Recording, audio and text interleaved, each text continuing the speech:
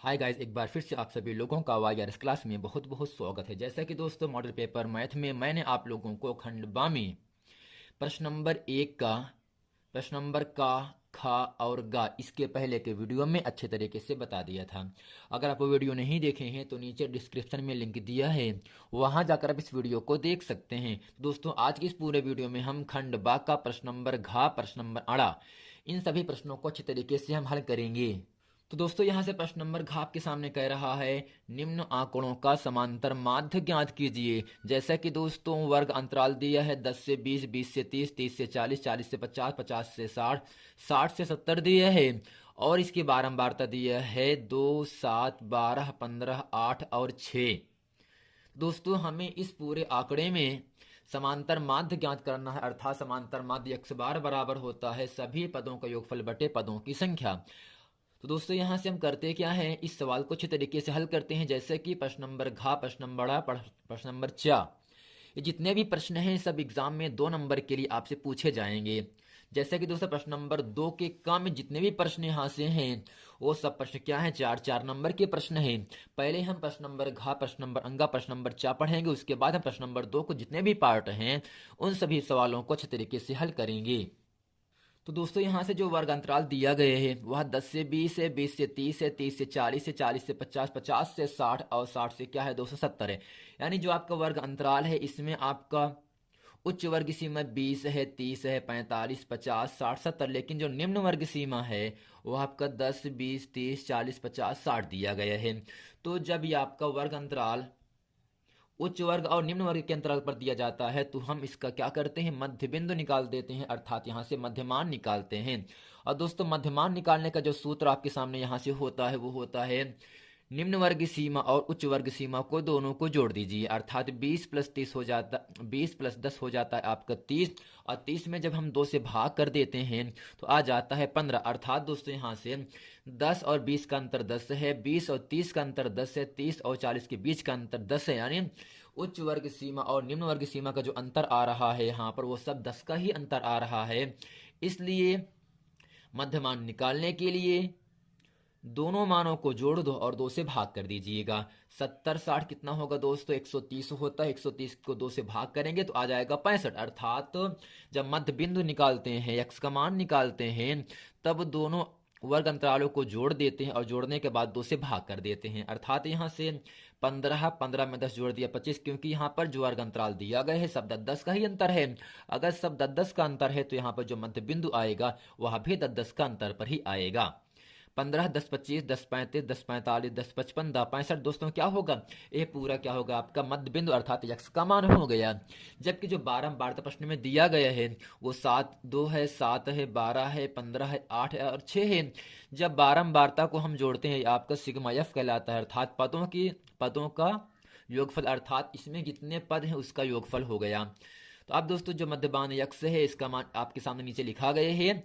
तो आप करते क्या, जब f गुणे यक्स का मान निकाला जाता है यहाँ से, तो हम करते क्या है, यहाँ से f का गुणा x में कर देते हैं, अर्थात 15 दूनी 30 होगा, 25 तिया 75 हो, 25 तिया 175 होता है और 35 बरहम में होता है 420। और दोस्तों यहाँ से 15 का गुणा मैंने 45 में किया तो कितना मिला आपको, 675 मिल गया। 8 का गुणा 55 में करने पर 440 मिलता है और 6 का गुणा 65 में करने पर 380 मिल गया। अर्थात यहाँ से कुल पदों का योगफल अर्थात सिग्मा एफ गुणे एक्स का मान आपको मिला यहाँ से 2120 मिल गया। और यहाँ से जो आपका बारंबारता का योगफल सिग्मा एफ है, बारंबारता का योगफल को दोस्तों लिखते हैं सिग्मा एफ, और कुल पदों का योगफल को लिखेंगे सिग्मा एफ गुणे एक्स, सिग्मा एफ गुणे एक्स लिखेंगे। दोस्तों यहाँ से समांतर माध्य आपको ज्ञात करना है। अब करते क्या है, यहाँ से समांतर माध्य एक्स बार बराबर होता है सिग्मा एफ गुणे एक्स, या कहीं लिखते हैं सिग्मा एफ आई गुणे एक्स आई, जैसा भी आपका मन कहेगा तो वैसे ही आपको समझ लेना है। तो सिग्मा एफ गुणे एक्स का मान कितना है, 2120 है, तो यहाँ से लिखेंगे 2120 बटे, जबकि दोस्तों सिग्मा एफ आपके सामने कितना है, 50 है। कितना है दोस्तों, 50 है। अर्थात जब 2120 में हम 50 से भाग करेंगे तो यहाँ से आपको मिल जाता है 42.5। यही दोस्तों इस पूरे प्रश्न का उत्तर हो जाता है 42.5। तो दोस्तों आशा करते हैं प्रश्न नंबर खंड बा का प्रश्न नंबर 1 का घा खंड ये अच्छे तरीके से आप लोगों को समझ में आ गया होगा। इसमें केवल वर्ग अंतराल दिया है, बारंबारता दिया है। तो वर्ग अंतराल की सहायता से मैंने निकाली है मध्य बिंदु। मध्य बिंदु निकालने के लिए दोनों मानों को जोड़ने पर 2 से भाग किया जाता है, अर्थात मध्य बिंदु का सूत्र होता है x1 प्लस x2/2 होता है। तो यहाँ से मैंने f गुणे x का मान निकाला, अर्थात यहाँ से 2120 मिल गया, और सिग्मा f का मान जोड़ने पर सिग्मा f का मान 50 मिल गया। तो 2120 में हम 50 से भाग करने पर यहाँ आपको मान मिल गया 42.5। यही दोस्तों इस पूरे प्रश्न का उत्तर हो जाता है। अब दोस्तों प्रश्न नंबर आपके सामने अड़ा कह रहा है, तो यहाँ से कह रहा है दोस्तों प्रश्न, बिंदु -4, 6 बिंदुओं a -6, 10 और b 3, -8 को जोड़ने वाले रेखाखंड को किस अनुपात में विभाजित करता है। जैसा कि दोस्तों इस पूरे प्रश्न में ना तो अंतः कहा और ना ही बाह्य कहा, तो हम यहाँ से लगाएंगे अंतः विभाजन बिंदु के निर्देशांक के सूत्र से हम यम1 यम2 अर्थात जो अनुपात होता है उसे हम यम1 यम2 कहते हैं। तो यम1 यम2 का मान यहाँ से हमें निकालना है, जबकि x1 का मान -6 है, y1 का मान 10 है, x2 का मान 3 है, y2 का मान -8 दिया है। दोस्तों आइए इस पूरे प्रश्न को अच्छे तरीके से हम हल करते हैं। तो दोस्तों यहाँ से लिखेंगे दिया है बिंदु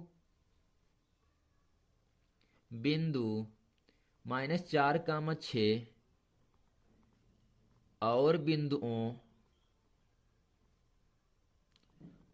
बिंदुओं a है -6, 10, b का मान है 3, -8।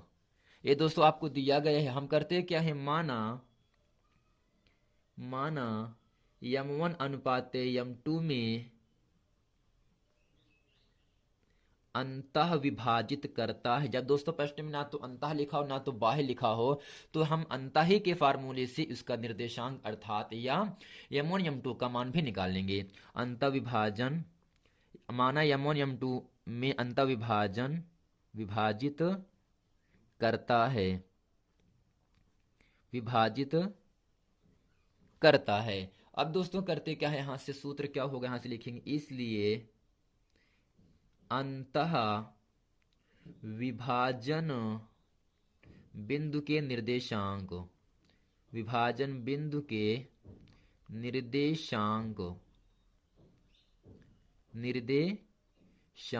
जबकि दोस्तों अंतः का मान कितना दिया है, -4, 6। यहां से लिखेंगे -4, 6 हो गया।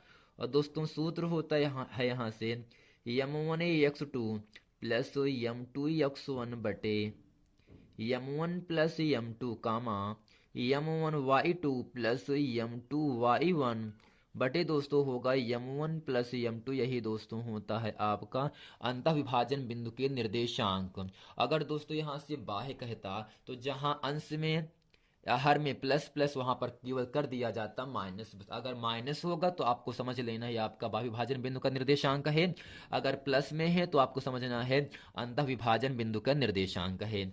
अब करते क्या, यहाँ से -4, 6 कर दिया बराबर, यहाँ से लिखेंगे। अब दोस्तों यम1 का मान तो यम1 ही रहेगा, गुणे x2 का मान दोस्तों यहाँ से क्या होगा, x1 y1 x2 y2 हो गया। तो यहाँ से f2 का मान कितना दिया है, 3 दिया है। तो यहाँ से लिखेंगे m1 गुणे 3 प्लस m2 का मान m2 लिखेंगे, जबकि x1 का मान कितना है दोस्तों, -6 हो गया। दोस्तों बटे में क्या होगा, m1 प्लस m2 जो कि आपको मान निकालना है। m1 का मान m1 ही रहेगा, जबकि y2 का मान कितना दिया है, -8 है, प्लस m2 का मान दोस्तों m2 ही रहेगा, और यहाँ से y1 का मान कितना दिया है, y1 का मान 10 है। बटे में दोस्तों होगा m1 प्लस m2। अब दोस्तों करते क्या हैं, यहाँ से हम गुणा कर देंगे। तो -4, 6 बराबर लगाएंगे 3 यम1 का नम 3 यम1 और माइनस प्लस का -6 यम2 का नम 6 यम2 बटे होगा आपका यम1 प्लस यम2 -8 यम1 और यहाँ से होगा प्लस 10 यम2 बटे यम1 प्लस यम2। अब दोस्तों करते क्या है, यम1 यम2 का मान निकालने के लिए भुज का मान भुज के बराबर कर देते हैं, कोटि का मान कोटि के बराबर कर देते हैं। अर्थात यहाँ से कामा के पहले जो -4 है ये आपका भुज है, और यहाँ कामा के पहले 3 यम1 -6 यम2 अपान यम1 प्लस यम2 ये क्या होगा, आपका भुज होगा।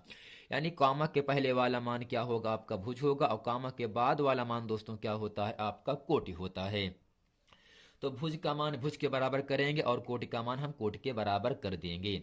तो यहां से दोस्तों एक कॉलम खींचेंगे यहां से, तो यहां से होगा 3m1 माइनस 6m2 बटे m1 प्लस m2 बराबर होगा दोस्तों -4। अब करते क्या है, यहाँ से 4 को अपान 1 मान करके तिरछा गुणा कर देंगे हम यहाँ से। तो होगा यहाँ से -4m1 इकन्नम -4m1 माइनस प्लस का -4m2 इकन्नम 4m2 बराबर 3m1 इकन्नम 3m1 minus 6m2 इकन्नम 6m2 हो गया। अब करते क्या है, यहाँ से -4m1 है प्लस 3m1 का पक्षांतर -3m1 हो गया, और दोस्तों यहां से होगा -6m2 पहले से है, -4m2 का पक्षांतर प्लस 4m2 हो गया। अब करते क्या है, यहाँ से -4 -3 जुड़ करके -7m1 बराबर 6 में से 4 को घटाएंगे आपको मिलेगा -2m2। तो माइनस से माइनस कट गया, तो m1 बटे m2 बराबर हुआ 2/7। जब तिरछा गुणा करेंगे फिर यही 7m1 बराबर 2m2 मिल जाएगा।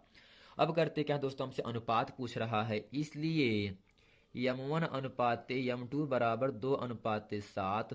यही दोस्तों क्या होगा, 2:7 इस पूरे प्रश्न का उत्तर हो जाता है। या दोस्तों कोटि से हम कोटि का भी मान m1 m2 का मान निकाल सकते हैं, जैसा भी आपका मन कहे दोनों से एक मान आप निकाल सकते हो। दोस्तों आशा करते हैं प्रश्न नंबर खंड बा का, प्रश्न नंबर 1 का, प्रश्न नंबर अंगा, ये पूरा प्रश्न अच्छे तरीके से आप लोगों को समझ में आ गया होगा। आइए दोस्तों अब चलते हैं प्रश्न नंबर 4 अच्छे तरीके से हम हल करते हैं। और दोस्तों प्रश्न नंबर 4 में आपके सामने यहाँ से कहा जा रहा है, यहाँ से कह रहा है आपसे के का मान ज्ञात कीजिए यदि बिंदु ए 2, 3, बी 4, के और सी 6, -3 संरेखी है। और दोस्तों अगर 3 बिंदु ए बी सी का मान दिया है, अगर आपसे पूछे संरेखी है, संरेखी होने के लिए त्रिभुज ए बी सी का जो क्षेत्रफल होता है उसका मान 0 के बराबर होता है। क्या होगा दोस्तों, उसका मान 0 के बराबर। अगर संरेखी कह रहा है तो क्षेत्रफल किसके बराबर होगा, 0 के बराबर होता है।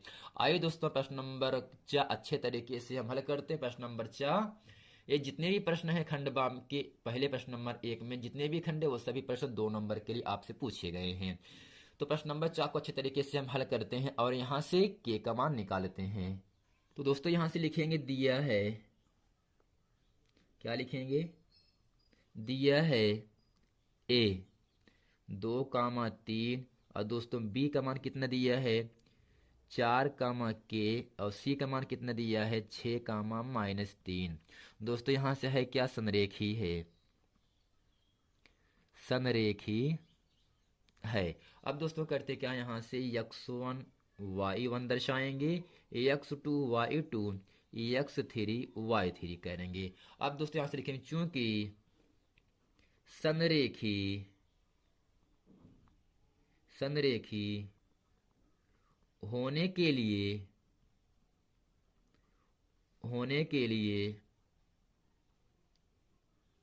त्रिभुज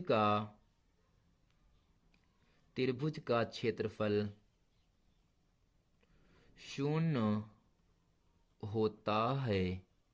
और दोस्तों सूत्र क्या होगा क्षेत्रफल ज्ञात करने के लिए, यहां से लिखेंगे 1/2, लिखेंगे bracket y minus Y plus X Y minus Y plus X Y minus Y.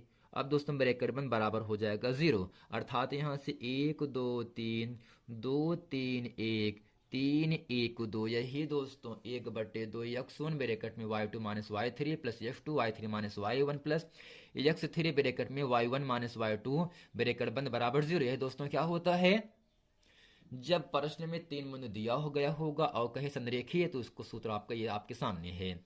अब दोस्तों यहां से करते क्या है, 0 है तो यहां से जो 1/2 है इसका कोई मतलब होता नहीं, अर्थात इसको हम नहीं लगाएंगे या लिखे हैं तो इसको कोई मतलब होगा नहीं। और x1 का मान ऊपर कितना दिया है आपको 2 दी, यहां से लिखेंगे 2, और दोस्तों y2 का मान कितना दिया है के, और y3 का मान कितना दिया है -3, से ये +3 हो जाएगा, प्लस x2 का मान दोस्तों कितना दिया है 4 है, और y3 का मान कितना है -3, और यहाँ से y1 का मान कितना है -3 है।